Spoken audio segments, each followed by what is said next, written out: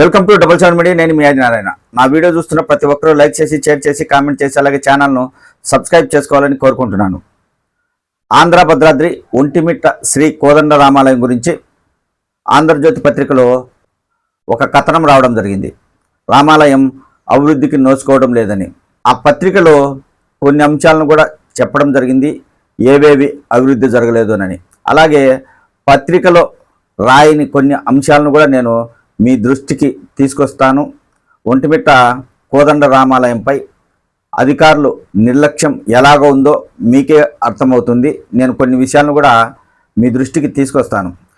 ఆంధ్రజ్యోతిలో వచ్చిన కథనం ప్రకారమే కాకుండా అందులో రానివి కూడా మీ దృష్టికి నేను తీసుకొస్తాను. ముందుగా కథనంలో ఏమొచ్చిందో ఒకసారి చూద్దాం. ఒంటిమిట్ట అభివృద్ధికి గ్రహణం. చంద్రబాబు హయాంలో 100 కోట్లతో మాస్టర్ ప్లాను, దాదాపు 60% పనులు పూర్తి, మిగిలిన పనులు పూర్తి చేయని జగన్. ఎత్తిపోయిన శ్రీరామ ఎత్తిపోతల పథకం, ఇప్పటికీ పూర్తి కాని కళ్యాణ మండపం. చంద్రబాబు సీఎం కావడంతో ఒంటిమిట్ట అభివృద్ధిపై చిగురిస్తున్న ఆశలు. 2014 నుంచి 19 వరకు తెలుగుదేశం పార్టీ అధికారంలో ఉన్నప్పుడు కోదండ రామాలయం అభివృద్ధికి 100 కోట్ల రూపాయలు మంజూరు చేయడం జరిగింది. అప్పట్లో రామాలయం అభివృద్ధి చెందింది. కానీ 2019 నుంచి 2024 వరకు వైఎస్ఆర్ కాంగ్రెస్ పార్టీ అధికారంలో ఉన్న రామాలయం అభివృద్ధికి పెద్దగా కృషి చేయలేదని ఈ కథనం యొక్క సారాంశం. ఇందులో ముఖ్యంగా ఏంటంటే, తెలుగుదేశం పార్టీ హయాంలో 33.44 కోట్లతో ఏర్పాటు చేసిన శ్రీరామ ఎత్తిపోతల పథకం ఒంటిమిట్ట అభివృద్ధిలో కీలకమైంది.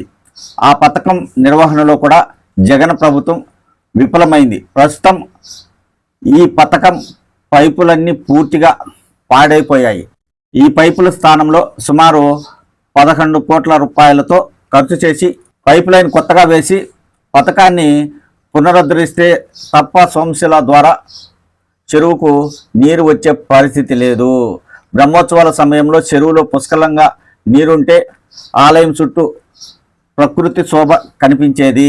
2014లో తెలుగుదేశం పార్టీ అధికారంలో ఉన్నప్పుడు ఒంటిమిట్ట చెరువుకు నీరు అందించడానికి దాదాపు 33 కోట్ల రూపాయలకు పైగా వెచ్చించి కుడమలూరు దగ్గరున్న సోమశిల నుంచి ఒంటిమిట్ట చెరువు వరకు పైపు లైన్ వేయడం జరిగింది. అయితే సిమెంట్ పైపు లైన్ వేయడం వలన నీరు వదిలినప్పుడు ఆ వేగాన్ని తట్టుకోలేక పైపులు పగిలిపోతున్నాయి. సిమెంట్ పైపులు కాకుండా ఇనుప పైపులు వేస్తే సోమశిల నుంచి ఒంటిమిట్ట చెరువుకు నీరు విడుదల చేయడం సులభతరంగా ఉంటుంది. పైపు లైన్ వేయాలంటే 11 కోట్ల రూపాయలు ఖర్చు అవుతుంది. ముఖ్యమంత్రి చంద్రబాబు గారు ఆ నిధులు విడుదల చేసే విధంగా చర్యలు తీసుకోవాలి. అలాగే ఇక్కడ ఏంటంటే, ముఖ్యంగా చంద్రబాబు నాయుడు ఆలోచనకు తగ్గట్టుగా 100 కోట్ల మాస్టర్ ప్లాన్లో భాగంగా ఇక్కడ ఆధ్యాత్మికత ఉట్టిపడే రీతిలో అభివృద్ధి జరగలేదు. టూరిజము అభివృద్ధి చెందలేదు. చాలా పనులు ఇప్పటికీ కార్యరూపం దాల్చలేదు. ఆలయానికి సమీపంలో చెరువు కట్టపై ఆంజనేయుడు, జాంబవంతుడు, శ్రీరాముని విగ్రహాలు, స్వాగత తోరణాలు ఏర్పాటు చేయలేదు. అలాగే ఒంటిమిట్ట ఆలయానికి వచ్చే భక్తుల కోసం ఏర్పాటు చేస్తామన్న ధ్యాన మందిరం జాడే లేదు. ఆలయానికి సమీపంలో ఉన్న ప్రధాన హైవే మార్గంలో రాత్రి వేళ కనువిందు కలిగించేలా విద్యుత్ దీపాలను ఏర్పాటు చేయలేదు. తిరుమల రీతిలో ఒంటిమిట్టలో సదుపాయాలు కల్పించి ఆధ్యాత్మిక శోభను ఏర్పాటు చేయాల్సి ఉండగా అందుకు తగ్గట్టుగా ఏ పని చేయలేదు. ఆలయం చుట్టూ ఆధ్యాత్మిక శోభ ఉట్టిపడే రీతిలో కోదండరాముని స్వాగత తోరణాలు ఏర్పాటు చేయలేదు. బ్రహ్మోత్సవాల వేళ టీటీడీ సిబ్బంది అంతా ఒంటిమిట్టకు చేరుకొని ఆర్భాటంగా పనులు చేస్తారు తప్ప ఆ తర్వాత ఏడాదిలో ఒక్కసారి కూడా మచ్చుకైనా కనిపించరు. అలా కాకుండా ఒంటిమిట్ట అభివృద్ధి కృషి చేయాలని భక్తులు కోరుకున్నట్లు ఈ కథనం యొక్క సారాంశం. అలాగే కళ్యాణ మండపం కూడా పూర్తి కాలేదు అని ఆంధ్రజ్యోతి కథనం రాయడం జరిగింది. టీటీడీ అధికారులు ఒంటిమిట్ట కోదండరాముని బ్రహ్మోత్సవాలు జరిగే సమయంలో అడావుడి చేస్తారు. ఎక్కువగా ఒంటిమిట్టకు వస్తూ పోతూ ఉంటారు. అభివృద్ధి పనులు పరిశీలిస్తారు. తరువాత రామాలయం వైపు కన్నెత్తి చూడరని ఈ కథనంలో రాయడం జరిగింది. రామాలయం పరిసరాల్లో ఇంకా చాలా సమస్యలు ఉన్నాయి. ముఖ్యంగా భక్తుల కోసం మరుగుదొడ్లు ఏర్పాటు చేయడం జరిగింది. అయితే ఆ నీరు నిలువ ఉంచడానికి ఒక లెట్రిన్ గుంత అయితే తీశారు, కానీ ఇప్పటికీ ఆ గుంత నిండిపోయింది. పూర్తిగా నిండిపోయి ఆ నీరంతా దగ్గరలో ఉన్న గృహాల దగ్గరికి వెళ్తుంటే గ్రామస్తులు చాలా ఇబ్బందులు పడుతున్నారు. ఆ దుర్వాసనతో తట్టుకోలేక జ్వరాల బారిన పడుతున్నారు పిల్లలు. అపరిశుభ్రత వలన దోమలు ఉత్పత్తి చెంది పిల్లలు జ్వరాల బారిన పడుతున్నారని చాలామంది ఆవేదన వ్యక్తం చేస్తున్నారు గ్రామస్తులు.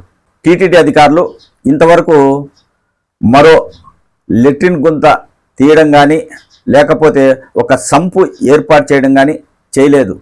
ఆ నీరు గృహాల దగ్గరికి వెళ్లకుండా ప్రజలకు సమస్య లేకుండా చర్యలు తీసుకోవడంలో అధికారులు విఫలం చెందారు. ఇప్పటికీ గ్రామస్తులు ఆవేదన వ్యక్తం చేస్తూనే ఉన్నారు. అయితే ఇటీవల కాలంలో మల విసర్జన నీరు గృహాల దగ్గరికి వెళ్లకుండా ఒక గుంత తీయడం జరిగింది. అయితే అనివార్య కారణాల వల్ల ఆ గుంతను మళ్ళా మూసివేయడంతో ఇప్పుడు యథావిధిగా నీరు గృహాల దగ్గరికి వెళుతుంది. అలాగే ఆలయం పరిసరాలలో కోదండ రామాలయానికి కొన్ని అద్దులున్నాయి. ఆ అద్దుల వరకు పరిశుభ్రంగా ఉంచుకోవడంలో టీటీడీ అధికారులు నిర్లక్ష్యం వహిస్తున్నారు. ఎంతవరకు పార్కులు ఉన్నాయో అంతవరకు మాత్రమే కొంచెం పరిశుభ్రంగా ఉంచుతున్నారు. రామాలయం అద్దుల వరకు మాత్రం పరిశుభ్రంగా ఉంచడం లేదు. ఆ చుట్టుపక్కల అపరిశుభ్రత నెలకొంటుంది. అలాగే యాత్రికుల కోసం మరుగుదొడ్లు ఏర్పాటు చేశారు. కానీ పురుషులకు ఒక మరుగుదొడ్డి, ఆడవారికి ఒక మరుగుదొడ్డి ఉంది. అయితే మధ్యలో గోడ మాత్రం లేదు. అయితే మధ్యలో గోడ మాత్రం లేకపోవడంతో మహిళలు చాలా ఇబ్బందులు పడుతున్నారు. కొంతమంది మరుగుదొడ్ల దగ్గరనే స్నానాలు కూడా చేస్తూ అక్కడే బట్టలు మార్చుకుంటూ ఉంటారు. అదే ఆ మధ్యలో ఒక గోడ ఏర్పాటు చేస్తే మహిళలకు ఇబ్బంది ఉండదు అనే విషయాన్ని కూడా టీటీడీ అధికారులు గుర్తించలేకపోతున్నారు. రామాలయం పరిసరాలలో ఇప్పటికీ పందులు పదుల సంఖ్యలో సంచరిస్తున్నా వాటిని అరికట్టడంలో అధికారులు ఎలాంటి చర్యలు తీసుకోవడం లేదు. కోదండరాముని బ్రహ్మోత్సవాలు వస్తున్నాయి. పార్కుల చుట్టూ ఉన్న గ్రిల్స్ పూర్తిగా చాలా వరకు దెబ్బతిన్నాయి. కొన్ని చోట్ల వాటికి మరమ్మతులు చేయడానికి అధికారులు ఎలాంటి చర్యలు తీసుకోలేదు. ఇలా చాలా సమస్యలు ఉన్నాయి. బ్రహ్మోత్సవాల సమయంలో చక్ర స్నానం చేయడానికి ఒక కోనేరు ఏర్పాటు చేశారు నూతనంగా రామాలయం ఎదురుగా. అయితే ఆ కోనేరులో ఉత్సవాల సమయంలో మాత్రం చక్ర స్నానం రోజు మాత్రమే నీరు నిలువ ఉంచుతారు అధికారులు. మిగతా రోజుల్లో ఆ కోనేరులో నీరు నిలువ ఉంచడం మానేశారు. ఆ కోనేరులో నీరు నిలువ ఉంచడం వలన భక్తులు ఇబ్బందులు పడకుండా అక్కడ స్నానాలు చేసి డైరెక్ట్గా కోదండరాముని దర్శించుకునే అవకాశం ఉంటుంది. ఈ విధంగా చాలా సమస్యలు రామాలయం పరిసరాలలో ఉన్న టీటీడీ అధికారులు మాత్రం పట్టించుకోవడం లేదనేది రామయ్య భక్తుల నుంచి వస్తున్న విమర్శలు. అయితే ఒక్కటి మాత్రం గ్యారంటీగా చెప్పచ్చు, ఏంటంటే టీటీడీ అధికారులు నిర్లక్ష్యంగా వ్యవహరిస్తారు, పెద్దగా పట్టించుకోరు అనేది ప్రజల నుంచి అధికారులపై వస్తున్న విమర్శలు. ఇది మనం చెప్తున్నది కాదు, ప్రజల నుంచే అధికారులపై ఎక్కువ విమర్శలు వస్తుంటాయి. ఒంటిమిట్ట కోదండరాముని బ్రహ్మోత్సవాలు దగ్గర పడుతున్నాయి అనే సమయంలో మాత్రమే టీటీడీ అధికారులు అడావుడి చేస్తూ ఉంటారు. బ్రహ్మోత్సవాలు దగ్గర పడే కొద్దీ రోజు ఒంటిమిట్టకి రావడం, సమావేశాలు నిర్వహించడం, ఉత్సవాలపై చర్చించడం, వెళ్ళిపోవడం. ఉత్సవాలు అయిపోయిన తర్వాత మళ్ళీ రామాలయం వైపు కన్నెత్తి చూడరని రామయ్య భక్తులు, ఇటు ప్రజలు టీటీడీ అధికారులపై విమర్శలు చేస్తూ ఉంటారు. జాంబవంతుడు, ఆంజనేయుడు, శ్రీరాముని విగ్రహాలు రామాలయం సమీపంలో ఏర్పాటు చేయాలి అని ఆంధ్రజ్యోతిలో రాయడం జరిగింది. ఆలయానికి సమీపంలో చెరువు కట్టపై ఆంజనేయుడు, జాంబవంతుడు, శ్రీరాముని విగ్రహాలు స్వాగత తోరణాల మాదిరిగా ఏర్పాటు చేయాలి. కానీ జాంబవంతుని విగ్రహం తీసుకెళ్ళి కళ్యాణ మండపం దగ్గర ఏర్పాటు చేశారు టీటీడీ అధికారులు.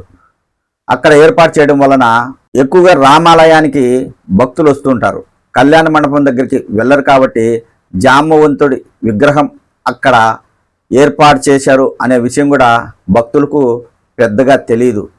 జాంబవంతుని విగ్రహం మాత్రం చాలా బాగా ఏర్పాటు చేశారు, చాలా బాగుంది. కాకపోతే భక్తులు చూసే అవకాశం లేదు. రామాలయం దగ్గరకు మాత్రమే భక్తులు ఎక్కువగా వస్తూ ఉంటారు, కళ్యాణ మండపం దగ్గరికి తక్కువగా వెళ్తూ ఉంటారు. జాంబవంతుని విగ్రహం నూతన కళ్యాణ మండపం దగ్గర ఏర్పాటు చేశారు. ఇలా టీటీడీ అధికారులు రామాలయంను అభివృద్ధి చేయడంలో నిర్లక్ష్యం చేస్తున్నారని భక్తుల నుంచి వస్తున్న విమర్శలు.